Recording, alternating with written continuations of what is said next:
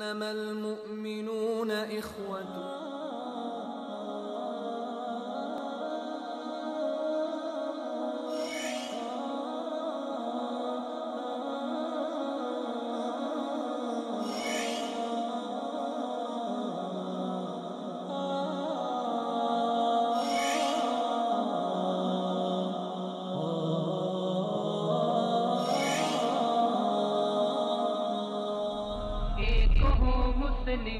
حرم کی پاسبانی کے لیے. السلام علیکم ورحمۃ اللہ وبرکاتہ. ناظرین، پروگرام ایک ہوں مسلم کے ساتھ آپ کا میزبان عبداللہ علمزیب آپ کی خدمت میں حاضر ہے.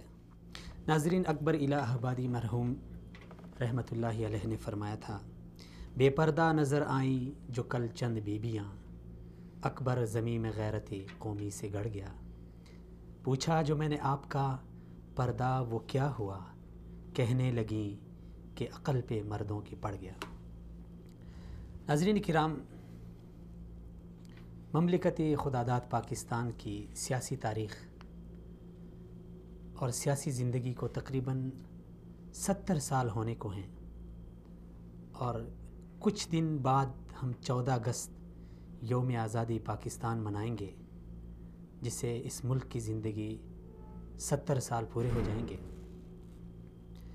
مملکت خداداد پاکستان کی سیاسی زندگی میں بہت سارے اتار چڑھاؤ آئے ہیں، بڑے نشیب و فراز آئے، لیکن سیاست نام ہے خدمت کا، اور جو بھی پاکستانی سیاستدان اس میدان میں اتر آتے ہیں وہ اسی دعوے کے ساتھ آتے ہیں اور اسی جذبے کے ساتھ آتے ہیں کہ ہم قوم کی خدمت کریں گے. لیکن افسوس کہ یہ صرف دعوے کے حد تک ہوتا ہے. خدمت تو درکنار، وہ سیاست کے اس مفہوم سے بھی بے خبر اور لا علم ہو جاتے ہیں جس کو مد نظر رکھ کے انہیں اپنی سیاست آگے لانا تھی. ناظرین کرام، پاکستان کی سیاست میں بڑی ہلچل مچی ہوئی ہے آج کل، لیکن جو سیاست جو خدمت کے جذبے سے کرنی تھی وہ خدمت کے جذبے سے نکل کر بد اخلاقی پہ اتر آئی ہے. اخلاقیات کا پاکستانی سیاست میں ایسا فقدان شاید مملکت کی 70 سالہ تاریخ میں ہم نے نہیں دیکھا. بڑے بڑے ڈکٹیٹر آئے، جرنیل آئے، اس جمہوریت کو انہوں نے پاش کیا، ماشاء اللہ انہوں نے لگایا، انہوں نے بڑے عجیب و غریب کام بھی کیے، لیکن اس قدر ہوا کی بیٹی کو بے آبرو نہیں کیا گیا جو آج کل ہم دیکھ رہے ہیں. اور اس سے بڑھ کر تو پھر افسوس اس بات پہ ہوتا ہے کہ چلیں سیاستدان ہیں، انہیں تقدیس مشرق کا اتنا شاید علم نہیں ہے، لیکن جو ہمارے اسکالر، جو میڈیا پہ تجزیہ نگار، جو صحافی اور اینکرز سارے آ کے پھر شاہ سے بڑھ کر شاہ کی وفاداری کا ثبوت دے کر پوری قوم کو انہوں نے یرغمال بنایا ہوا ہے. مملکت کے بڑے بڑے مسائل کو چھوڑ کر، بڑے بڑے ایشوز کو چھوڑ کر قوم کو معمولی باتوں کے پیچھے لگا کر ایک بدتمیزی کا طوفان برپا کیا ہوا ہے. ساحر لدھیانوی صاحب نے فرمایا تھا کہ ذرا ملک کے رہبروں کو بلاؤ، یہ کوچے، یہ گلیاں، یہ منظر دکھاؤ، ثناخان تقدیس مشرق کو لاؤ.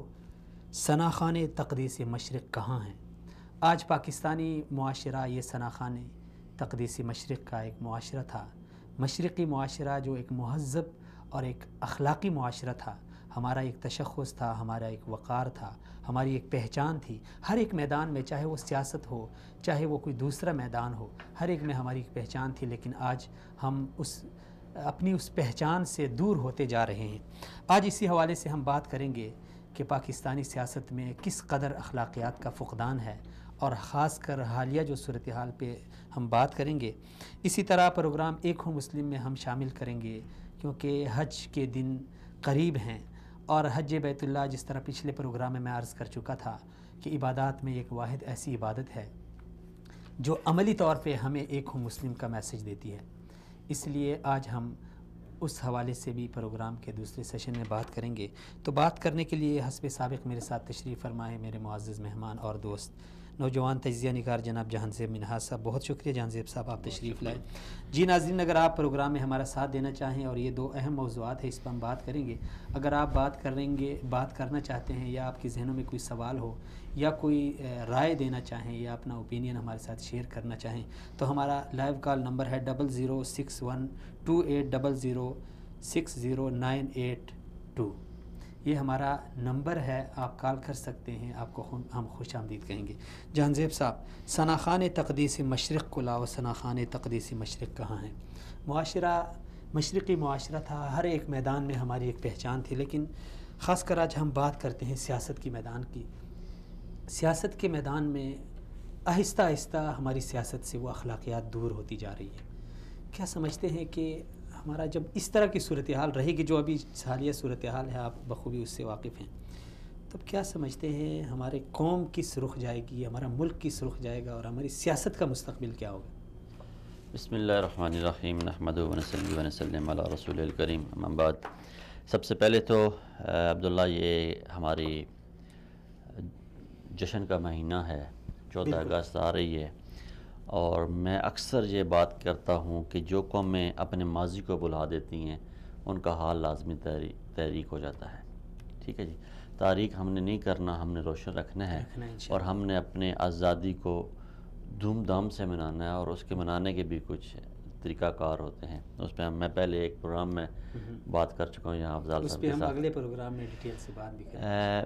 جہاں تک آپ نے جو بات کی کہ پاکستان کی سیاست میں جو آج کل چل رہا ہے، ویسے تو ہم بہت کم سیاست کو زیر بحث لاتے ہیں، لیکن جب اخلاقیات اور معاشرتی اقدار کی ان حدوں سے سیاست گر جائے نیچے، سیاست جو ہے وہ سیاست بن جائے، وہ سیاہ ہو جائے. آپ جو قوم کے لیڈران ہیں، جو اس نیشنل اسمبلی میں بیٹھے ہوئے چند ارکان ہیں، جو 272 ارکان ہیں جو منتخب ہو کے آتے ہیں سیٹوں سے، باقی تو چلیں اقلیتی ووٹ لے کے آتے ہیں یا مخصوص سیٹوں سے آئے ہوئے لوگ ہیں، 342 کا ایوان ہوتا ہے اس میں. لیکن اب جو 272 جو لوگوں سے ڈائریکٹلی ووٹ لے کے آئے ہوئے ہیں، ایٹ لیسٹ وہ لوگوں کے نمائندہ ہیں، انہوں نے لوگوں کی آواز کو پہنچانا ہے. آپ نے انٹرنیشنلی پالیسیز بنانی ہیں، آپ نے نوجوان نسل کا مستقبل بنانا ہے، ان کے مستقبل کے لیے پالیسیاں بنانی ہیں. اور آپ جب ایسی گندی گھٹیا باتیں کریں گے، جب آپ اس طرح سر عام جو قومی اسمبلی ہمارے ملک کا سب سے کہتے ہیں کہ مقدس ترین ادارہ ہے، ٹھیک ہے جی، وہاں وہ سپریم کورٹ سے بھی بالا تر ادارہ ہے جی، وہاں سپریم کورٹ میں ڈسکس ہونے والے قانون وہاں سے بن کے آتے ہیں. ٹھیک ہے، تو وہاں پہ جب اس طرح کی باتیں ہوں گی تو ہم قوم کو کیا دکھا رہے ہیں، ہم قوم کو کیا دینے جا رہے ہیں؟ پھر مسئلہ یہ ہے کہ اگر ہم اپنے سیاسی مقاصد حاصل کرنے کے لیے اتنی گھٹیا سیاست کرتے ہیں تو میں تو سمجھتا ہوں کہ ہمارا نوجوان کہے گا کہ ہم باز آئے. جو نوجوان ایک تبدیلی کی ہوا، ایک لبیک کہتے ہوئے عمران خان کی آواز پہ آئے تھے سیاست میں، انہوں نے دیکھا کہ سیاست میں یہ کچھ ہو رہا ہے، تو وہ نوجوان تو متنفر ہو جائے گا سیاست سے. پھر جو سیاسی اہداف حاصل کرنا چاہتے ہیں، اگر میاں صاحب سیاسی اہداف حاصل کرنا چاہ رہے ہیں اور وہ عمران خان کے خلاف اس طرح کی پروپیگنڈا کریں گے تو لوگ ان کے وہ سیاسی اہداف کے بجائے ان کے مزید مخالف ہوتے جائیں گے. جو پھر آگے مسائل ہمیں، کیونکہ مسلم معاشرہ ہے، بعض دفعہ بڑا مشکل ہو جاتا ہے میرے لیے خود کچھ مسائل کو دیکھنا. اب دیکھیں نا، عائشہ نام ڈسکس ہو رہا ہے، عائشہ 2 نام، ایک عائشہ، دیکھیں عائشہ 2 نام ہے لیکن نام تو ایک ہی ہے نا، 2 شخصیات ہیں. اب دیکھیں ایک عائشہ جو ایسا ایک نام ہے جس کے بارے میں قرآن خود آتا ہے اور گواہیاں دیتا ہے، جس کے بارے میں رب کائنات آیات نازل کرتا ہے، فرشتوں کو بھیجتا ہے، جس نام کی برات کا اعلان رب کائنات کرتا ہے، ہم اس کو چھاڑ رہے ہیں. جب ہم اس نام کو چھاڑ رہے ہیں تو پھر ہمیں، اب دیکھیں جو بھی عائشہ، جس گھر میں بھی عائشہ ہے اس کی نسبت تو وہی عائشہ ہے، امہات المومنین سیدہ عائشہ رضی اللہ عنہ، وہی ان کی نسبت ہے، وہیں سے نسبت آ رہی ہے ہماری، تو نام چلتا رہا ہے. اب ہر گھر میں تقریباً، اب میری اپنی بیٹی عائشہ ہے، ہر گھر میں ایک عائشہ ہے. لیکن یہ جب ہم بات کرتے ہیں پھر مجھے سمجھ نہیں آتی کہ لوگ کیوں اتنا گر جاتے ہیں. ٹھیک ہے، میں نے بھی اس پہ ایک لکھا تھا، آپ کی نظر سے گزرا، تو میں نے کہا کہ عائشہ گل علیہ کے لیے کل بھی عزت تھی، آج بھی عزت ہے اور رہے گی. وہ کل بھی ہماری بیٹی تھی، آج بھی اور رہے گی انشاءاللہ. لیکن جو الزامات انہوں نے لگائے انہیں ثابت کرنے ہوں گے.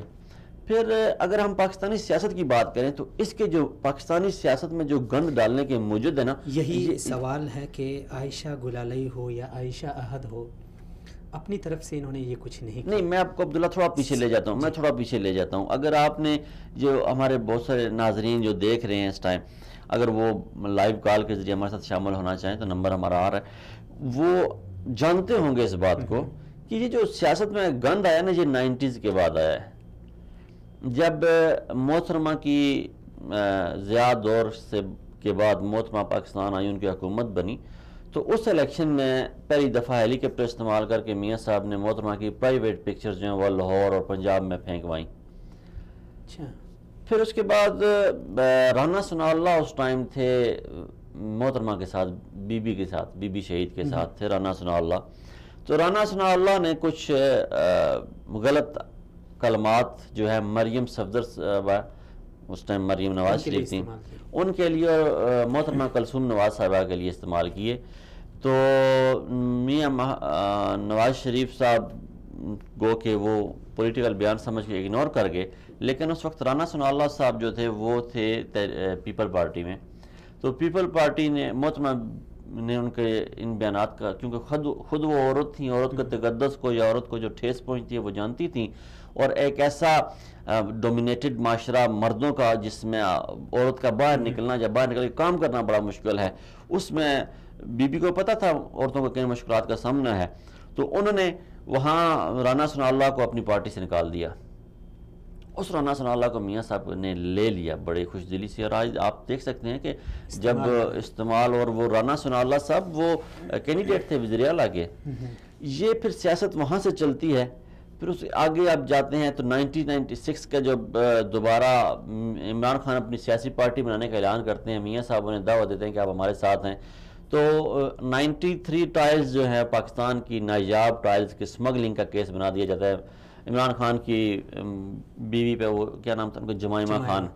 تو جمائمہ پہ وہ کیس بنا دیا جاتا ہے. پھر اس کے بعد جمائمہ کو وہ میڈیا کے ذریعے اخبارات میں اس کی وہ تصویریں، کیونکہ وہ ایک غیر مسلم معاشرے سے آئی تھی، وہ تصویریں اس کی میڈیا میں، اس کی اخبارات میں پرنٹ کی جاتی ہیں. پھر اس کے پرانے کردار کو چھالا جاتا ہے، ذاتیات پہ اترے ہیں. پھر اس پہ وہ اس کے ساتھ ساتھ جب عمران خان نے وہ ایک یہودی عورت سے شادی کی تو سیتا وائٹ کا کیس جو ہے وہ دوبارہ ریکنسیڈر کیا گیا، اس کو دوبارہ ڈسکس کیا گیا. پھر اس طرح یہ چلتا چلتا معاملہ آج یہ جہاں تک ہماری قومی اسمبلی تک پہنچ گیا ہے، اور انتہائی خطرناک ہے، انتہائی سنگین ہے. مجھے تو جو تشویش ہے قومی اسمبلی پہ نہیں ہے. خیر اگرچہ اسمبلی میں جو چیزیں ڈسکس ہوتی ہے قوم کی نظر ہوتی ہے وہاں پہ، لیکن سرعام میڈیا کے اوپر سوشل میڈیا کا استعمال، سوشل میڈیا کو اس کے لیے استعمال کرنا، اور پھر قوم کو یعنی بڑے اہم ایشوز سے ان کی توجہ ہٹا کے اس طرف لگانا. یہ دیکھیں، یہ آپ کو بڑا اچھا سوال ہے کہ عبداللہ جب جو لیڈران ہیں ہمارے، ان کا جو رویہ ہے وہ جب ایسے ہوگا تو پھر نوجوان کرے گا ایسے. سوشل میڈیا ایک بے لگام گھوڑا ہے. یہ آپ یہاں پہ اپنی رائے دے سکتے ہیں، اب لاکھوں کے ہجوم میں اکیلے لڑ نہیں سکتے. سوشل میڈیا کا سب سے بڑا جو آپ پرابلم یہ سمجھیں یا اس کا جو فائدہ سمجھیں کہ سوشل میڈیا ہر کسی کی آواز بن گیا ہے. ایک شخص ہے، اس کے ساتھ کوئی ظلم زیادتی ہو رہی ہے، وہ اپنی ویڈیو بنا کے ڈال دے گا، وہ منٹوں میں وائرل ہو جائے گی، لوگوں کو پتہ چل جائے گا. ٹھیک ہے، سوشل میڈیا پہ آپ کسی کو روک نہیں سکتے یا آپ کوئی بیریئر نہیں لگا سکتے کہ یہ ایک حد ہے جی آپ نے سے. وہاں ہر شخص کی شخصیت نکھر کے سامنے آ رہی ہے، ہر شخص کی پروفائل اس کی شخصیت کی عکاسی کر رہی ہے. آپ کے میں سمجھتا ہوں کہ ہمارے ہر کسی یہ زندہ انسانوں کی ایک مثال ہوتی ہے اور یہ شان ہوتی ہے ان کی کہ وہ اختلاف رائے رکھتے ہیں. بالکل. لیکن یہ نہیں ہوتا کہ کسی کی ذات پہ آپ کیچڑ اچھالنا شروع کر دیں، آپ کسی کی شخصیت کو ڈسکس کرنا شروع کر دیں.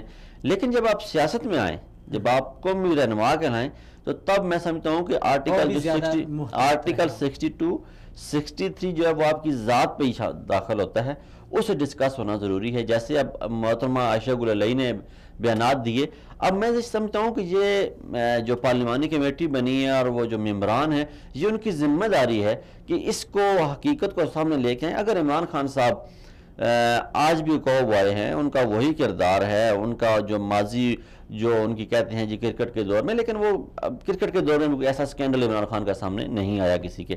اگر لوگ کہتے ہیں اور وہ عائشہ گل علیہ کے الزامات میں حقیقت ہے تو پھر تو یہ بہت سنگین الزامات ہے، بہت خطرناک ہے. اس پہ تفتیش ہونی چاہیے اور اس پہ جو ہے حق اور سچ کا سامنا آنا چاہیے، اور ہم انشاءاللہ مظلوم کی آواز ہیں، ہم عائشہ کے ساتھ ہوں گے. لیکن پھر آپ نے جو رویے کی بات کی کہ ہمارے جو لیڈران کا رویہ ہے یہ قوم کے اوپر اثر انداز ہو رہا ہے. میں نے پہلے بات کی نا کہ جب لیڈران کا رویہ ایسا ہوگا، جب آپ کھڑے ہو کے مائک آپ کے ہاتھ میں، اور جب دیکھیں ہم بات کر رہے ہیں نا ٹیلی ویژن پہ بیٹھ کے، تو ہماری آواز اور ایک بندہ جو باہر گلی میں کھڑے ہو کے بات کر رہا ہے اس کی آواز میں بڑا فرق ہے، اس کی بات میں بڑا فرق ہے. ہمیں دیکھنے والے ہزاروں لاکھوں سینکڑوں ہوں گے، لیکن اگر جب آپ کسی مسند پہ بیٹھ گئے ہیں تو اس مسند کا تقدس آپ پہ واجب ہے، فرض ہے. آپ نے دیکھنا ہے کہ میری جو نکلی ہوئی زبان سے بات ہے یہ اثر کتنا رکھتی ہے، یہ کتنے لوگوں کو افیکٹ کر رہی ہے، میری فالوور کتنے ہیں، جو کتنے ہیں ایسے ہیں جو مجھ میں مر مٹنے کے. اب دیکھیں کسی بھی لیڈر کے لیے مر مٹنے کے لیے لوگ تیار ہوتے ہیں. انہی لیڈران کے لیے دیکھیں نا، انہی لیڈران کے لیے دھرنے کے دوران عمران خان کے لیے لوگوں نے جانے دی، میاں صاحب کے لیے بے شمار لوگوں نے جانے دی، جو لوگ احتجاج کے لیے باہر نکلتے ہیں، جو سڑکوں پہ نکلتے ہیں. بی بی شہید جب واپس آئی کراچی میں تو 150 لوگ وہاں پہ شہید ہو گئے، جان کی بازی ہار گئے. تو یہ ان لوگوں کے ساتھ جنونیت کی حد تک لوگ پیار کرتے ہیں، ان کے لیے نکلتے ہیں. تو انہیں چاہیے کہ یہ جب بات کریں تو یہ خیال رکھیں کہ ان کے سامنے 16 کروڑ نوجوان ہے جو ان کی بات سن رہا ہے، جس کی عمر آج 35 سال سے نیچے ہے، وہ اثر لیتا ہے. اگر لیڈر کہے گا، کسی کو بازاری عورت کہے گا، کسی کو خدا نخواستہ گالم گلوچ کرے گا، تو پھر وہ ایفیکٹ جو ہے وہ ٹریکل ڈاؤن کرے گا، وہ عوام میں جائے گا، وہ نوجوان میں جائے گا، پارٹی ورکر میں جائے گا. قیادت آئے گی وہ بھی اسی طرح، نئی قیادت آئے گی، اس میں بھی اسی طرح یہ بات جائے گی. اور قیادت کی جو قیادت میں سمجھتا ہوں ہمارے ہاں تو وہی جمہوریت اصلی شکل میں آ ہی نہیں سکی. اب جب دیکھیں نا پوری دنیا میں ایک نظام ہے، اب سیاست کو بات کرتے ہیں تو ہم نہ سیاسی بن سکے ہیں، نہ خدا ملا، نہ وصال صنم، نہ ہم بادشاہ لا سکیں، نہ ہم سیاست کر سکیں. ٹھیک ہے جی. ہماری سیاست آج بھی دیکھیں نا، پیپل پارٹی کی سیاست زرداری صاحب کے محور گرد گھومتی ہے. نواز شریف صاحب کی، ان کا نام ہی مسلم لیگ نون ہے، وہ شخصیت کی جماعت ہے، وہ ان کے نواز شریف صاحب کی گرد گھومتی ہے، اور تحریک انصاف عمران خان کے گرد گھومتی ہے. ایف جو ہے فضل الرحمان صاحب کے گرد گھومتی ہے. ایک رہ جاتی ہے تو وہ جماعت اسلامی ہمارے ہاں سیاسی جماعت رہ جاتی ہے، جس میں جو جمہوریت نظر آتی ہے. کوئی خاندانی یہ نہیں ہے کہ سراج اللہ کے بعد سراج اللہ کا بیٹا آئے گا، منور حسن کے بعد منور حسن کا بیٹا آئے گا، یا قاضی حسین احمد کے بعد قاضی حسین کا بیٹا آئے گا.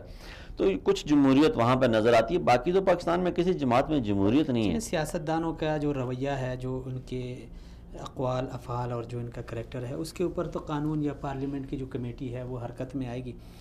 لیکن اس میں منہاج صاحب اس کو ایک سائڈ پہ رکھ کے اگر میڈیا کا کردار اس میں دیکھوں تو میڈیا کا مجھے بڑا عجیب کردار لگا. اصل میں ہمارا میڈیا جو ہے نا یہ بائسڈ ہو گیا ہے. ہمارا نظامی تعلیم آپ دیکھیں اتنا گرا ہوا ہے کہ 120 ممالک میں ہم 118ویں نمبر پہ ہیں.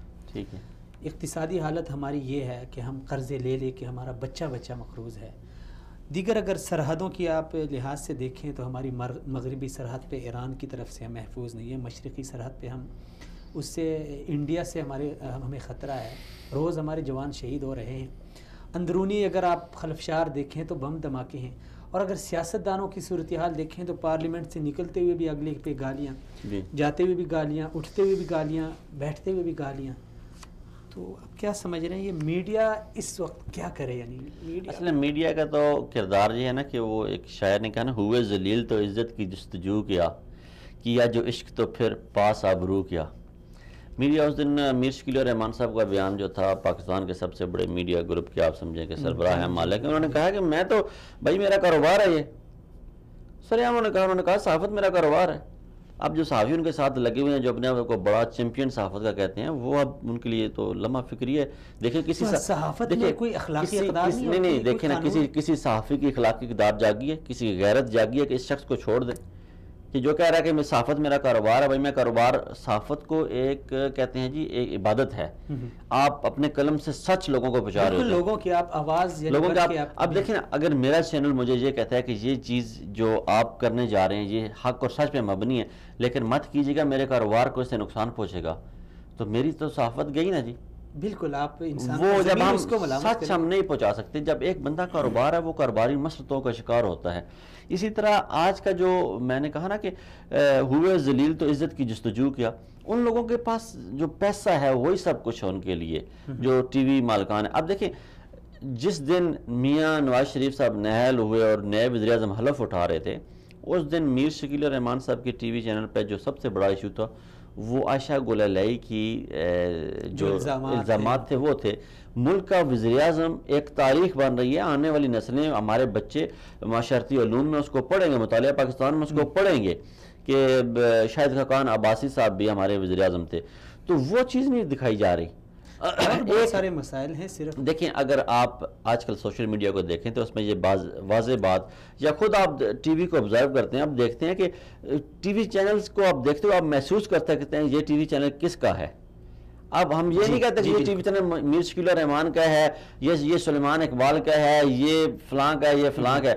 ہم ٹی وی چینل دیکھتے ہیں، جیو لگاتے ہیں تو کہتے ہیں یار یہ مسلم لیگ نون کا ہے، اے آر وائی لگاتے ہیں تو کہتے ہیں یہ پی ٹی آئی کا ہے، اور مختلف ٹی وی چینلز کو ہم ڈسکس کریں تو ہم ایسا یہ کنسیپٹ پبلک میں بن چکا ہے، اور وہ اس کو آپ تبدیل کرنا بڑا ضروری ہے۔ اگر آپ حق اور سچ کی آواز نہیں بن رہے تو وہ جو آپ نے بات کی اخلاقیات کی جو آپ بات کرتے ہیں، یہ تو انہیں گرما گرم خبریں چاہیے ہوتی ہیں۔ دوسرا اخلاقیات کا جو جنازہ صبح مارننگ شو میں نے کر رہا تھا عبداللہ، یہ تو سیاست میں ہے نا۔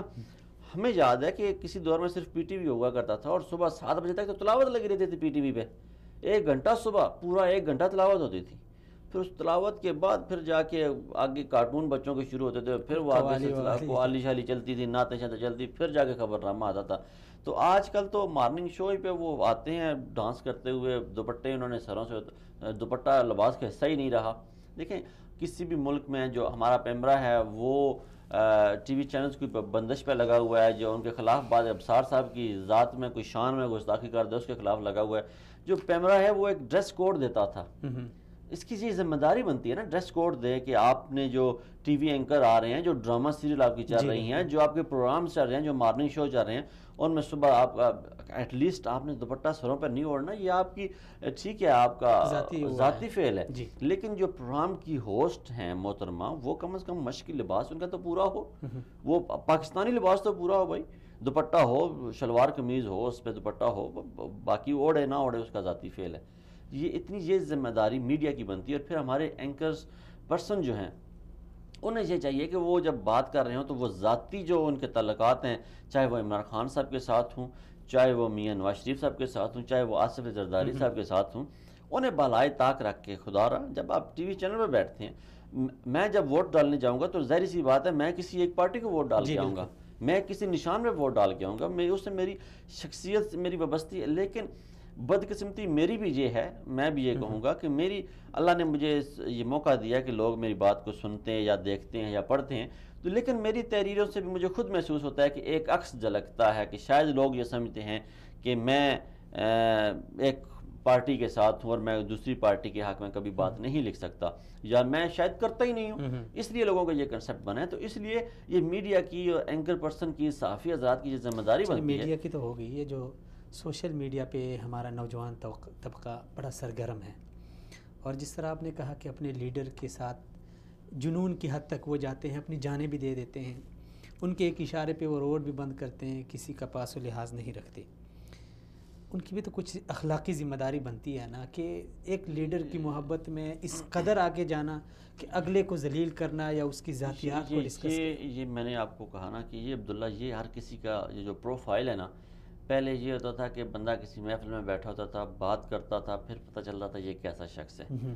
اب وہ بندہ بے شک زیادہ باتونی ہے یا نہیں، بات کرتا ہے یا نہیں، آپ اس کی پروفائل چیک کر لیں، آپ کو اس کی شخصیت کے بارے میں علم ہو جاتا ہے کہ یہ اس کی شخصیت کیسی ہے۔ تو یہ آپ سوشل میڈیا کی جو بات کرتے ہیں نا، یہ ہمارے عمومی رویوں کی عکاسی ہے، ہمارے انفرادی رویوں کی عکاسی ہے، ہماری ذات کی عکاسی ہے، ہماری شخصیت کی، ہماری پرسنالٹی کی عکاسی ہے، وہ ریفلیکشن ہے۔ اسے ہم نہیں کہہ سکتے کہ اسے تبدیل کیا جا سکتا ہے، اسے کچھ بندوں کی اب آپ تربیت کرنا شروع کر دیں، ہم تربیت کرنا شروع کر دیں، وہ ممکن نہیں ہے۔ دیکھیں اب جب ہم سوشل میڈیا پہ بیٹھ کے بات کر رہے ہوتے ہیں، آپ دیکھیں کہ میاں صاحب کی کچھ جو تصاویر ہیں کبھی ان کے ساتھ یا کبھی عمران خان کی تصویر کے ساتھ، ایون ایک دو دفعہ میری ذات کے ساتھ ایسے ہو چکا ہے، میری تصویروں کو لوگوں نے۔ اب ہم اس پہ زیادہ سے زیادہ کیا کر سکتے ہیں کہ جس ملک میں ہم رہتے ہیں ان کے وہ جو سائبر کرائم ہے ہر ملک کی، پہلی تو کوشش ہمیں ایسی کسی بھی تحریر یا ایسی کسی پوسٹ کا حصہ نہیں بننا چاہیے کہ جو غیر اخلاقی ہو، پھر دوسرا اس کو رپورٹ کریں، تیسرا اپنے اس دوست کو مطلع کریں کہ یہ آپ نے غیر اخلاقی حرکت کی ہے، اسے اجتناب کریں۔ یہ بہت بڑی حد تک ایسے ممکن ہے، میں خود سمجھتا ہوں کہ بہت دفعہ ایسے ہوا ہے کہ کب انسان ہیں، ہم جذبات میں آ جاتے ہیں، غلطیاں ہوتی ہیں اور اب بھی کرتے ہیں غلطیاں، لیکن بہت سارے محترم دوست ایسے ہوتے ہیں کہ وہ کہتے ہیں جی کہ یہ آپ کی ذات کے ساتھ، آپ کی شخصیت کے ساتھ، آپ کی پرسنالٹی سے کلیش ہے، آپ اسے اگر مناسب سمجھیں تو ڈیلیٹ کر دیں، اسے ریموو کر دیں، اس میں ایڈٹ کر دیں، اس میں تبدیلی کر دیں۔ تو وہ ایسے میں سمجھتا ہوں کہ اللہ کا بڑا احسان ہے مجھ پہ، میرے تو کافی اچھے دوست ہیں جو میری نکتہ چینی فوراً کرتے ہیں اور مجھے فوراً بتاتے ہیں اور مجھے فخر ہوتا ہے، لیکن میں سمجھتا ہوں کہ ہماری یہ ذاتی انڈیویجول ہماری یہ بنتی ہے، ذمہ داری بنتی ہے کہ ہم خود ہر اپنے اس دوست کی رہنمائی فرمائیں، اسے آگاہ کریں کہ یار یہ جو آپ نے پوسٹ لگائی ہے یہ آپ کی اخلاقیات، آپ کی ذات، آپ کی پرسنالٹی کے مطابق نہیں ہے، تو اگر ممکن ہو تو اس میں تبدیلی کریں یا اس کو ریموو کر دیں یا اس کو ڈیلیٹ کر دیں۔ تو یہ ایک طریقہ ہے، ادروائز آپ یہ نہیں کہہ سکتے۔ پھر دوسرا جو لیڈران کا آگے ہم نے بات کی، لیڈران کا جو رویہ ہے وہ اپنے ووٹر پہ جاتا ہے، اپنے سپورٹر پہ جاتا ہے۔ ظاہر بات ہے ایک لیڈر 40 ایک سیٹ سے، ایک حلقے سے 40-50 ہزار 1 لاکھ یعنی 1-1.5 لاکھ لوگوں کا ایک نمائندہ، جی جب وہ اس طرح کی زبان استعمال کرے گا، اس طرح کی بول چال اختیار کرے گا، تو وہ جو اس کا پورا ایک حلقہ ہے، جو حلقہ احباب ہے یا جو ووٹرز ہیں، سب کے اوپر اس کا اثر ہوگا۔ جی بالکل یہی بات ہے۔ جی ناظرین، صحبت کا بہت گہرا اثر ہوتا ہے، اور لیڈر کا یہ مطلب نہیں ہے کہ جو ایم پی اے یا ایم این اے بنے اور جو جا کے اسمبلی میں بیٹھیں۔ آپ رسول اکرم صلی اللہ علیہ وسلم نے فرمایا کہ کلکم راعٍ وکلکم مسئول عن رعیتہ، تم میں سے ہر ایک ذمہ دار ہے اور ہر ایک کو اپنی ذمہ داری کے بارے میں اس سے پوچھا جائے گا۔ اگر ایک والد ہے تو وہ گھر کا لیڈر ہے، اگر وہ ایک ادارے کا سربراہ ہے تو وہ ادارے کا لیڈر ہے، اور اس ادارے میں جو بھی اس کے ماتحت ہیں ان کے بارے میں اس سے پوچھا جائے گا۔ اسی طرح آپ چلتے چلتے جائیں، ایک مسجد ہے، اس کی انتظامیہ ہے، ایک مدرسہ ہے، اس کے اساتذہ ہیں۔ یہ لیڈرشپ صرف یہی نہیں ہے کہ بڑے جو ایم پی اے یا ایم این اے سطح تک پہنچ جائیں وہی ہمارے لیڈر ہیں۔ اسی لیے آپ چھوڑیں سیاستدانوں کو، ایک سائڈ پہ رکھیں، نواز شریف کو، عمران خان صاحب کو، زرداری صاحب کو، مشرف صاحب کو ایک سائڈ پہ رکھیں، آپ اپنے کردار کو آگے کریں۔ دیکھیں جس طرح جہاں زیب صاحب نے کہا سوشل میڈیا ہمارے اپنے اختیار میں ہے، مجھے کیا لینا دینا کہ میں ایک ایسے لیڈر کی وجہ سے جس میں نہ اخلاق ہے نہ اس میں کوئی کردار ہے، اس کی وجہ سے خود کو بدنام کروں، اپنی شخصیت کو ایسے متنازع بیان کروں یا اس کو سامنے لے آؤں کہ کل میں اگر کسی کے سامنے اچھی بات بھی کہتا ہوں تو میری بات کوئی سننے کے لیے تیار نہیں ہوتا۔ میڈیا ہو، سوشل میڈیا ہو، پرنٹ میڈیا ہو، الیکٹرانک، کوئی بھی میڈیا کا کوئی بھی شعبہ ہو، اس میں ہمیں غیر جانبدار رہ کے اور جو ہمارے معاشرے کے اہم مسائل ہیں ہمیں انہیں ڈسکس کرنا چاہیے۔ تعلیم کی صورتحال ہے، معاشرے میں دیگر بہت ساری خرابیاں ہیں، بیرونی ہمارے اوپر یلغاریں ہیں، ہماری نظریاتی سرحد غیر محفوظ ہے، جغرافیائی سرحد غیر محفوظ ہے، ہمارے جوان شہید ہو رہے ہیں، اور ہم ہیں کہ لگے ہوئے ہیں عائشہ گلالئی کے پیچھے اور عائشہ احد کے پیچھے۔ اور اس بات کو نا عبداللہ تھوڑا سا سمجھنا بڑا ضروری ہے کہ اگر ہم اس بات کو، سیاست کو ڈسکس کر ہی رہے ہیں، تو یہ جو عمران خان کی 21 سالہ محنت تھی نا سیاست میں، اس کا ثمر اسے یہ میاں صاحب کی نااہلی کی صورت میں ملا، لیکن نااہل مشیران کی وجہ سے عمران خان اپنے اس فائدے کو حاصل نہیں کر سکا۔ آج ہونا یہ چاہیے تھا کہ جب ان سے بات کی جاتی، ان کے لیڈران سے، جب پارٹی ممبران سے بات کی جاتی کہ آپ عائشہ گلالئی پہ رسپانس کریں، تو وہ کہیں نہیں عائشہ گلالئی ہمارا ایشو نہیں ہے۔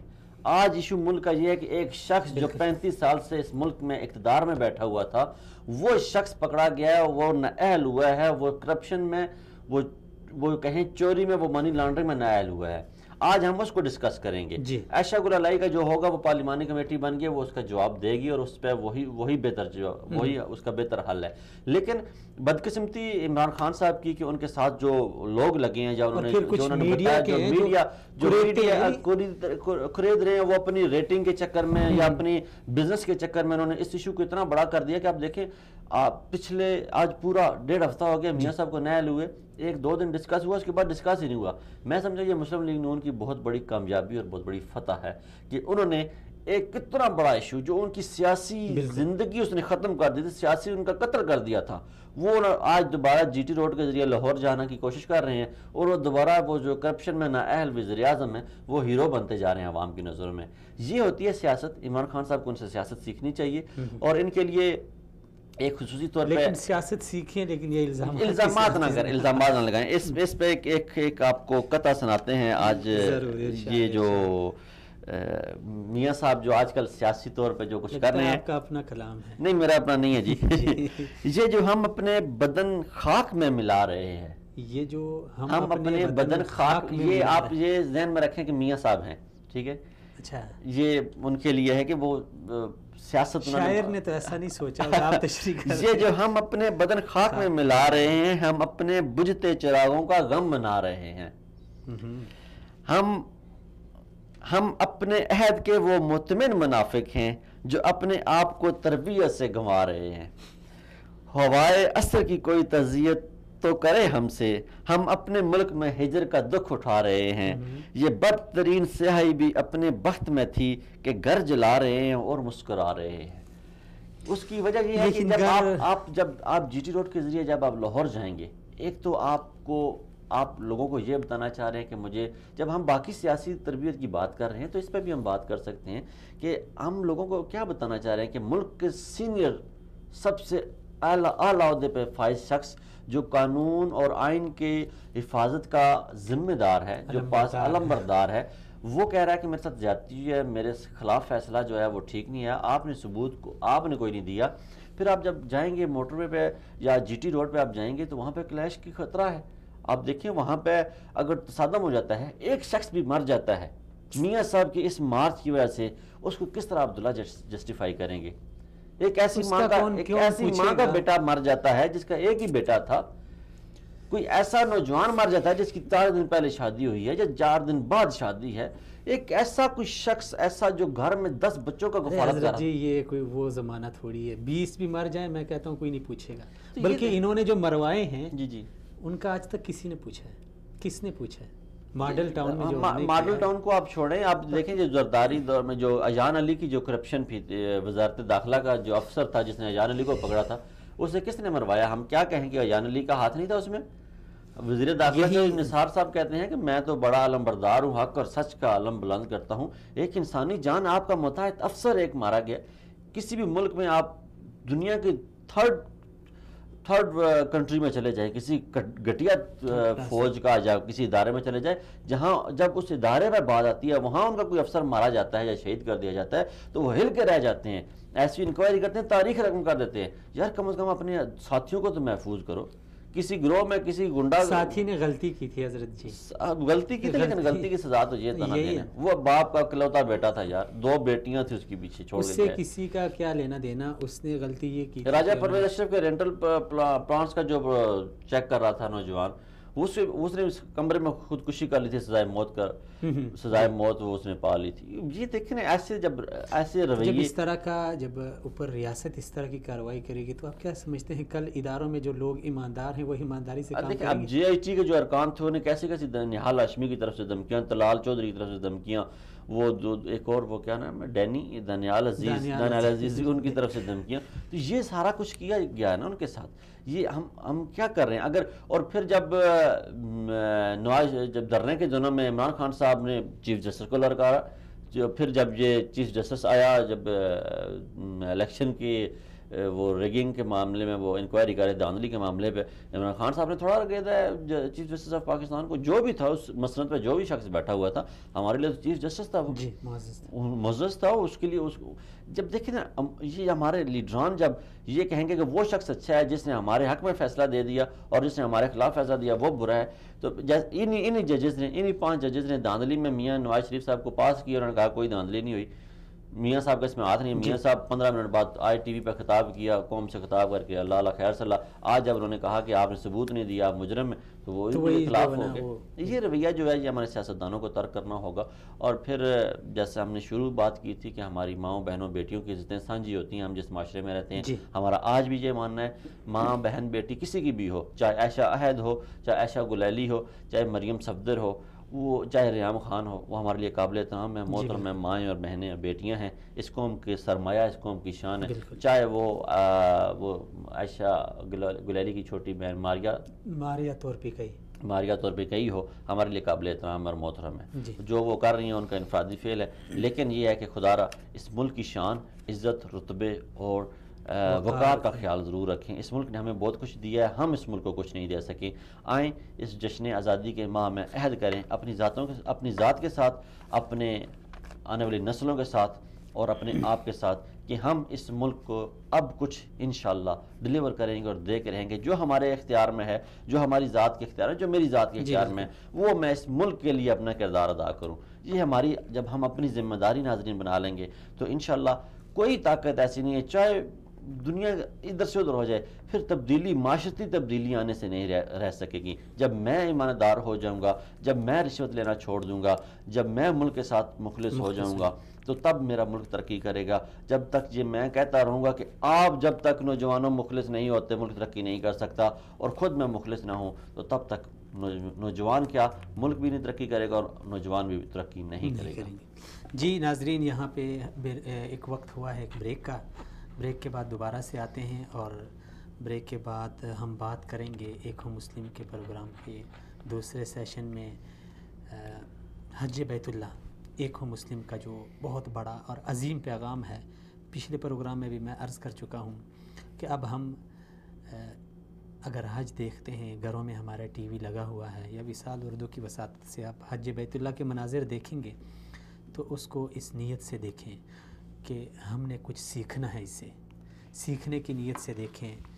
اللہ کریم ہمیں سیکھنے کا جو ہے نا وہ توفیق دے دے، کیونکہ دیکھتے بھی ہیں ہم، حج ادا بھی کرتے ہیں، لیکن حج کا جو ایک فلسفہ ہے، جو اس کا ایک پیغام ہے، شاید اس سے ہم لا علم ہیں۔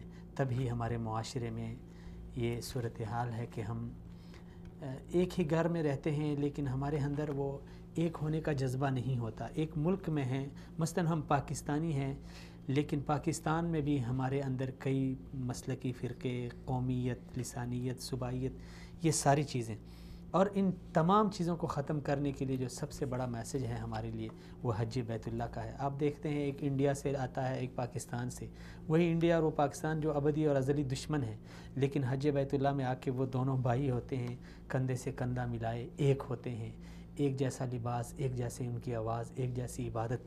تو یہ بہت بڑا میسج ہے، اسی پہ ہم بات کرتے ہیں۔ ہمارے ساتھ رہیں، بریک کے بعد دوبارہ سے ملتے ہیں۔ انما المؤمنون اخوة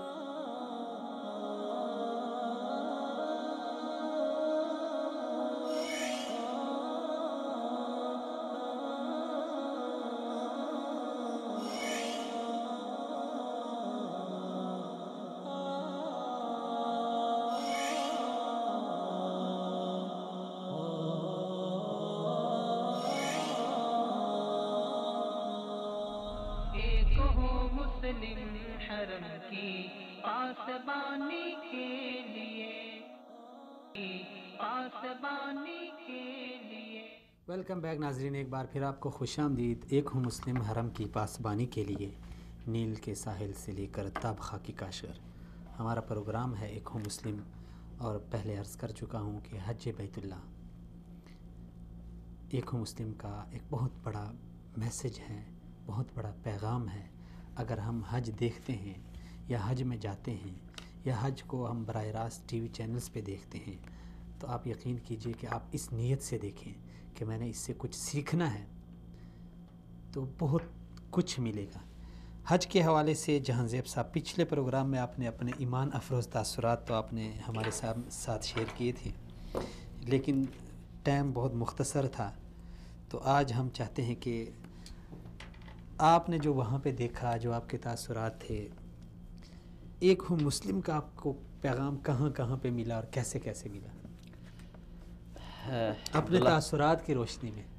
تاثرات کی روشنی میں جانے سے پہلے میں کچھ اپنے پاکستانی دوستوں، بھائیوں اور بزرگوں سے، اور وہ جو حج کے لیے آ رہے ہیں ان سے کچھ گزارشات کرنا چاہوں گا، جو آ چکے ہیں اور جو آئیں گے انشاءاللہ، جو زندگی میں کسی موڑ پر آئیں گے.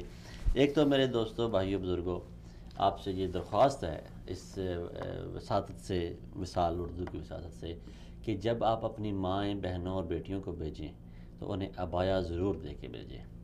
عبایا آپ اردو میں بتا دیں تو بہتر ہے. برقع جسے ہم کہتے ہیں، وہ لازمی اپنا جزو بنائیں سفر کا، اور اس کے بغیر نہ ہے. کیونکہ عبداللہ ہمارا جو لباس ہے، ہم کیونکہ اس معاشرے میں ایک رواج ہے کہ عورت بغیر برقعے کے نہیں چلتی، اور شرعی طور پہ یہ تقاضا بھی ہے. دیکھیں ہمارے ہاں سے جب لوگ آتے ہیں تو اکثر وہ کاٹن کے لباس، کیونکہ گرمی کا سیزن ہوتا ہے اور وہ عورتیں اور مرد بھی کاٹن کے لباس میں آتے ہیں. تو میری تو یہ مردوں سے بھی، مرد حضرات سے بھی گزارش کہ آپ کوشش کیا کریں کہ کوئی ایسا کپڑا پہن کے جس میں جسم عیاں نہ ہو. اس میں بات یہ ہے کہ آپ دیکھیں گے حرم میں جب آپ دیکھیں گے حجاج کرام کو، تو پھر زمزم جب ملتا ہے تو وہ تقدس کے طور پہ اپنے اوپر ہنڈیلتے ہیں، چاہے وہ مرد ہو چاہے وہ عورت ہو. وہ اس قدر بے پردگی ہوتی ہے، اور اس سے میرا ملک کا جو نام ہے، جو شان ہے، وہ بدنام ہوتی ہے. ایک تو وہ، دوسرا آپ شرعی طور پر آپ جرم کا ارتکاب کرتے ہیں. تیسرا جرم اس کا ارتکاب کرتے ہیں جہاں ایک نماز کا جو ثواب ہے وہ 1000 نمازوں سے افضل ہے، تو پھر لاکھ نمازوں سے افضل ہے. تو پھر گناہ کا بھی ہے جو وہ اسی طرح سے، کہ ایک دفعہ میرے یہ نظر سے گزرا، لیکن اب مجھے یاد نہیں وہ حوالہ کہاں تھا، کہ حرم میں کیے جانے والے جو گناہ ہیں ان کا بھی اسی تناسب سے ان کا ہے. اللہ معاف فرمائے. دوسری بات یہ ہے کہ اپنے ساتھ جو آپ حجاج کرام کو بھیجتے ہیں، چاہے وہ آپ کے باپ ہوں، چچا ہوں یا بوڑھے لوگ ہوں، انہیں موبائل فون کا استعمال بتا کے بھیجیں. انہیں بتائیں کہ نمبر کیسے ڈائل کرنا ہے. جب آپ اکثر بزرگ آتے ہیں آپ لوگوں میں، اب نماز کے دوران اگر آپ کا فون بجنا شروع ہو جائے تو آپ اسے بند کر سکتے ہیں، اس میں کوئی بات نہیں ہے. آپ اس کے سوا کہ آپ باقی لوگوں کی نماز خراب کر رہے ہیں، تو آپ اپنے موبائل فون کو بند کر لیں تاکہ لوگوں کی نماز خراب نہ ہو. کیونکہ ہم خارج وغیرہ بھی کرنے کے لیے بھی تو ہاتھ ہلاتے ہیں، تو فون بند کرنے میں کوئی حرج نہیں ہے میرے خیال میں. کیونکہ میں تو کوئی عالم دین تو ہوں نہیں یا کوئی شرعی مسئلہ آپ کو بتا رہا ہوں، لیکن ایک رائے میں آپ کو بتا رہا ہوں کہ عمومی جو میں نے دیکھا، اکثر جو علماء کرام ہیں وہ بھی یہی کہتے ہیں کہ آپ لوگوں کی نماز کی وجہ سے آپ دیگر لوگوں کی نماز خراب نہ ہو.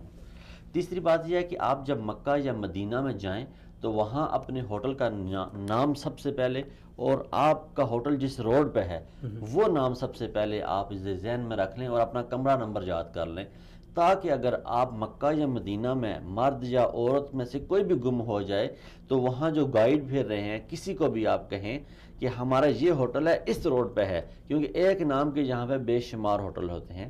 آپ اپنی روڈ کا نام یاد رکھیں اور بتائیں کہ یہ ہمارا ہوٹل ہے، اس روڈ پہ ہے، ہمیں وہاں تک پہنچا دیں، آپ کی بڑی نوازش ہوگی. پھر آپ میں آگے فون ایک تو نماز کے دوران آپ نے بند کرنا ہے. دوسرا، جب آپ کا فون اگر آ جائے اور جماعت کھڑی ہے تو آپ نے فون نہیں سننا، پہلے جماعت کے ساتھ نماز پڑھنی ہے. اور پھر تیسرا، آپ جب بندوں میں کھڑے ہو کے بات کر رہے ہیں تو کوشش کریں کہ شائستگی سے، آرام سے، پیار سے بات کریں، کیونکہ آپ اس وقت پاکستان کے ایمبیسیڈر ہیں، آپ پاکستان کے سفیر ہیں، آپ کو پوری دنیا کے لوگ دیکھ رہے ہیں. اور پھر جب آپ یہ ہو گیا، یہ تھوڑی سی معلومات جو حجاج کرام کے لیے، کیونکہ میں تو کوئی شرعی مسائل تو بتا نہیں سکتا. یہ جو آبزرویشن ہے سفر حج کی، وہ میں آپ لوگوں کے ساتھ شیئر کر رہا ہوں. تو یہ ہے، یہ جو کمی آپ نے محسوس کی ہے وہ آپ شیئر کر رہے ہیں، بڑی شدت سے محسوس کی. اور ہمارے حجاج کرام، پھر ہماری جو مائیں، بہنیں، بیٹیاں آتی ہیں، مجھے یہ دیکھ کے بڑا افسوس ہوا کہ انہیں جماعت کے ساتھ نماز پڑھنے کا نہیں پتہ ہوتا. امام صاحب، آپ یہ ناظرین کے لیے کہ آپ وہاں کسی عالم دین سے بھی اس کا مسئلہ پتہ کر لیں کہ جو جماعت کے ساتھ نماز حرم مکہ یا حرم مدینہ میں ادا کی جاتی ہے، اسی کا ثواب ہے 1000 نمازوں کے برابر. جو اس کے علاوہ نفلی عبادات تو وہ الگ ہیں نا، لیکن جو 1000 نمازوں کا، جو 1,00,000 نمازوں کا ثواب کا جو وعدہ ہے، وہ جماعت کے ساتھ جو نماز ہے اس کا ہے. تو اس لیے جو پاکستان سے آپ سفر کر کے آ رہے ہیں اس کو غنیمت اس جانیں. کو غنیمت جانیں. جی اور ماؤں بہنوں اور بیٹیوں کے لیے یہ لازمی ہے کہ انہیں بتائیں کہ جماعت کے ساتھ نماز کیسے پڑھنی ہے. 1 رکعت رہ گئی تو کیسے اسے پورا کرنا ہے, 2 رکعت رہ گئی تو کیسے پورا کرنا ہے, 3 رہ گئی تو کیسے پورا کرنا ہے, اور آخری تشہد میں ملے ہیں تو اس کو کیسے پورا کرنا ہے. یہ بڑا ضروری ہے. اور پھر نماز کم از کم سیکھ کے آئیں. میں نے بہت لوگوں کو ایسے کو دیکھا ہے کہ وہ نماز خدا نہ خواستہ ان کی نماز بھی پوری نہیں ہوتی, انہیں نماز آتی ہی نہیں, خالی وہ اشارے کر کے کھڑے ہو کے چلے جاتے ہیں. یہ کچھ بڑا المیہ ہے. اور پھر خاص کر اس میں ہم علماء کرام سے یا جو حج جو تربیت یہ وہ آتے ہیں, ورکشاپ ہوتے ہیں, ورکشاپس میں یہ چیزیں جو ہیں یہ ہمارے حصہ بننی, بنیادی چیزیں جو ہیں یہ حصہ بننی چاہیے ہماری. نہ کہ ہم ایک یہ سمجھیں کہ ہم آئے یہاں پہ حج کرنے کے لیے اور حج کے مسائل ہی نہیں پتہ, حج کے آداب ہی نہیں پتہ, اور وہ ایک سفر اور ایک تھکاوٹ کے علاوہ ہمارے پلے قیامت والے دن کچھ بھی نہ ہو. تو پھر حرم مکی میں جو مثلا بعض امور ایسے ہوتے ہیں کہ لوگ اس میں ایک دوسرے سے آگے بڑھتے ہیں. حجر اسود کو بوسہ دینا اس کو بالکل لازمی سمجھتے ہیں, یہ کہتے ہیں کہ حجر اسود اور دوسروں کو تکلیف دیتے ہیں, دوسروں کو چھلانگتے ہیں. 2 مقام جو ہے نا, یہ 2 مقام جو عبداللہ, یہ جو حجر اسود کو بوسہ دینا کعبہ کا اور نبی پاک صلی اللہ علیہ وسلم کی جو روضہ رسول ہے وہاں کا تقدس. یہ ناظرین روضہ رسول کے سامنے سے جب گزر رہے ہوں تو وہاں ایک آیت لکھی ہوئی ہے جس میں لکھا ہوا ہے, اے ایمان والو اپنی آوازیں نبی کی آواز سے اونچی مت کرو, یہ نہ ہو تمہارے اعمال فسق کر دیے جائیں اور تمہیں علم ہی نہ ہو. یہ اتنی سخت وعید میں نے پورے قرآن میں کسی جگہ نہیں دیکھی. جی بالکل. آپ نے بھی قرآن ترجمے سے پڑھا ہوگا, ماشاءاللہ عالم دین بھی ہے, لیکن آپ نے یہ اتنی سخت وعید قرآن میں یا دین کے کسی نقطے پہ آپ نے نہیں دیکھی. دیکھیے کہ آپ کو ہو سکتا ہے آپ کے اعمال سارے کے سارے ختم کر دیے جائیں, برباد ہو جائیں, صرف ایک آواز کی وجہ سے, ایک آواز کی وجہ سے, اور آپ کو پتہ ہی نہ چلے. تو جب ہماری مائیں بہنیں بیٹیاں جاتی ہیں, اور پھر دوسرا جو ہمارے حجاج کرام آتے ہیں, آج کل یہ سیلفی کا ٹرینڈ چلا ہے اور وہ جو ویڈیو کا یہ بھی بڑی سختی سے دیکھیں. احترام کی جگہ ہے وہ, اس کے احترام کا ملحوظ خاطر رکھیں, اس کے تقدس کا خیال رکھیں, اور یہ لغویات میں نہ پڑیں وہاں جا کے, اور اپنے موبائل کی آوازوں کو بند کریں, اپنی آوازوں کو بند کریں. اور پھر اسپیشلی جو مائیں بہنیں بیٹیاں ہیں نا جی, ان کی چیخ و پکار بہت زیادہ ہوتی ہے. انہیں یہ سمجھا کے بھیجیں کہ وہاں اگر وہ سارا حج بھی ضائع ہو سکتا ہے خدا نخواستہ, وہاں اونچی آواز کی یا چیخ ماری یا شور کیا تو وہ حج جو ابھی کر کے مکہ سے پڑھ کے مدینہ پہنچے ہیں وہ ضائع ہو جائے گا. تو احتیاط کریں.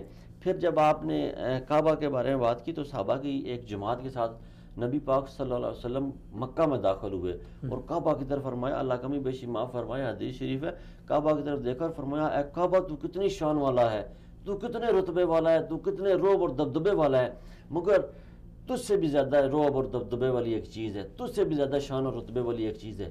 صحابہ کرام نے فرمایا, یا رسول اللہ وہ چیز کیا ہے؟ آپ صلی اللہ علیہ وسلم نے فرمایا کہ ایک مومن کا دل, جس نے ایک مومن کا دل دکھایا, اس نے 100 دفعہ کعبہ کو شہید کرنے کے برابر گناہ. کعبہ کو گرانے کا اتنا وہ نہیں ہے. ہم تو وہ عقیدت مند ہیں کہ کعبہ کو زور سے ہاتھ لگانا ہم نہیں, کعبہ کے پتھروں کو ہم زور سے ہاتھ نہیں لگا سکتے. تو اگر ہمارے پلے کعبہ کو 100 دفعہ شہید کرنے کے گناہ پڑ گئے تو قیامت والے دن ہم کدھر جائیں گے؟ ہمارے اعمال عبداللہ کدھر جائیں گے؟ اسی لیے عام معاشرے میں اور پھر خاص کر حج میں اور حج میں ان مقدس مقامات میں جو لوگوں کو ہم حضرت عمر نے جب حجر اسود کو بوسہ دیا تو بڑے پیارے کلمات ادا فرمائے. جی فرمایا کہ اے پتھر, تو سوائے اس کے کہ پتھر ہے, اس کے سوائے تو کچھ بھی نہیں ہے. اگر تجھے میرے محبوب میرے نبی نے بوسہ نہ دیا ہوتا تو عمر آج تجھے بوسہ نہ دیتا. تو اگر آپ کو وہاں ایزیلی موقع ملتا ہے تو آپ دے دیں.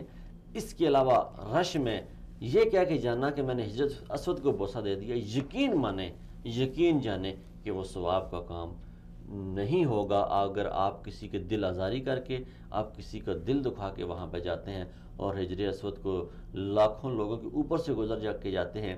کسی ماں بہن کا آپ پاؤں دبا کے جاتے ہیں, کسی کے بازو کا رگڑ لگا کے جاتے ہیں, کسی کا احرام کھول کے جاتے ہیں, کسی کے سر سے دوپٹہ چھین کے لے جاتے ہیں اور وہاں تک پہنچتے ہیں اور حجر اسود کو بوسہ دے کے واپس آ جاتے ہیں, تو اس کا کوئی فائدہ نہیں ہے. پھر تیسری بات عبداللہ جو نوٹ کی گئی ہے کہ وہاں سے لوگ احرام لے کے آتے ہیں, وہ احرام وہاں یہاں پہ وہ زمزم سے اسے غسل دیا جاتا ہے اور پھر وہ پاکستان واپس لے کے جاتے ہیں اور اس میں مردے کو دفناتے ہیں. تو میرے عزیز ماؤں بہنوں بیٹیوں اور بھائیوں اور باپوں اور میرے دوستو، میں آپ کو یہ، جب انسان قبر میں جائے گا تو وہ اپنے اعمال لے کے جائے گا، چاہے وہ زمزم سے دھلا ہوا ہے، چاہے وہ کعبے سے لپٹا ہوا ہے، چاہے اس پہ کعبہ والی خوشبو لگی ہوئی ہے جو 800 روپے تولہ لے کے جاتے ہیں آپ لوگ، اور وہ ریٹ بھی ہم لوگوں کی وجہ سے بڑا ہے، وہ اتنی مہنگی ہے نہیں جتنی مہنگی وہ بکتی ہے، اپنے اعمال لے کے جائے گا یہ چیزیں بالکل. وہ اگر آپ زمزم سے کیا، میں اب اس کے لیے اس سے آگے تو کوئی ہے نہیں الفاظ کہ آپ غلاف کعبہ کو اتار کے اس میں اگر اس کا کفن بھی دے دیں تو انسان کو اپنے اعمال کا جواب دینا پڑے گا، تو وہ دے گا، اس چیز کی کوئی ضمانت نہیں ہے. اور پھر ایک اور بات جو نوٹ کی گئی عبداللہ، کہ مکہ اور مدینہ کی دیواروں پہ ہمارے حجاج کرام، آپ اگر آپ کبھی گئے ہوں مکہ مدینہ تو آپ دیکھیں کہ وہاں جو زیارات ہیں مکہ مدینہ کی، ان پہ وہ لوگ دیواروں پہ اپنے نام لکھ جاتے ہیں. اچھا، اب یہ جو کام ہے کہ یہ کس لیے لکھا جاتا ہے؟ یہ ہماری حاضری کے لیے. خدا را ایسے کام نہ کرے. ایک دفعہ میرے ساتھ ایسے ہوا کہ ہم مدینہ منورہ میں تھے، تو وہاں سے خیبر چلے گئے.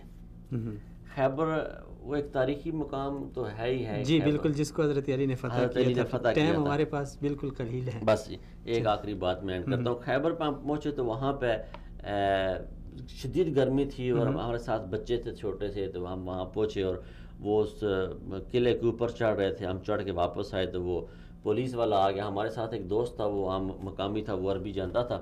پولیس والے نے اسے بلایا، کہتا ہے ادھر آؤ یار، میری بات سنو. بڑے آرام سے پیار سے بلایا اس نے. کہتا ہے یہ جو ابو مرحب جو تھا، یہ جو مرحب تھا، یہ کوئی پاکستانیوں کا یا انڈینز کا یا بنگالیوں کا رشتہ دار تو نہیں تھا؟ اس نے پوچھا کیوں؟ کہتا ہے صرف انڈین، بنگالی اور پاکستانی آتے ہیں، باقی کوئی نہیں آتا اس کو دیکھنے. تو وہ ہے کہ ایسے اقدامات نہ کیے جائیں جن سے جہالت ٹپکتی ہو، کیونکہ ہم پہلے بات کی تھی کہ ہم ملک کے سفیر ہیں، تو یہ اپنے حج اور سفر حج کے دوران ان باتوں کا خیال رکھیں. بہت شکریہ جانزیب صاحب، بہت شکریہ، بہت شکریہ. سلامت رہیں. جی ناظرین، حدیث ہمارے سامنے ہے کہ اللہ کے ہاں خون مسلم کی حرمت کعبہ شریف ڈھانے سے بڑھ کر ہے. یعنی مسلمان کی عظمت، مسلمان کا دل دکھانا اور مسلمان کی عزت اور آبرو پہ حملہ آور ہونا، یہ اس سے کئی گنا بڑھ کر اس کا عذاب اور گناہ ہے کہ آپ کعبہ کو ڈھائیں. آج کے ایک مسلم پروگرام میں سب سے بڑا میسج یہ ہے کہ آپ 1000 حج کریں، 1000 بار مکہ مدینہ جائیں، لیکن اگر آپ نے کسی مسلمان کو اپنے پڑوس میں، اپنے گھر میں، اپنے ملک میں، اپنے گاؤں میں کسی کو اگر آپ تکلیف دیتے ہیں، کسی کا دل دکھاتے ہیں، کسی کی آبرو پہ حملہ آور ہوتے ہیں، کسی کے مال پہ، کسی کی عزت پہ، تو یقین جانیے کہ یہ اعمال اس کے سامنے کچھ بھی نہیں ہے. کعبہ کو ڈھائیں اور ایک طرف مسلمان کی عزت اور اس کے مال پہ آپ حملہ آور ہو جائیں، برابر ہے. اجازت دیجیے، اگلے پروگرام تک دوبارہ سے ملاقات ہوگی اگلے پیر کو. اللہ حافظ.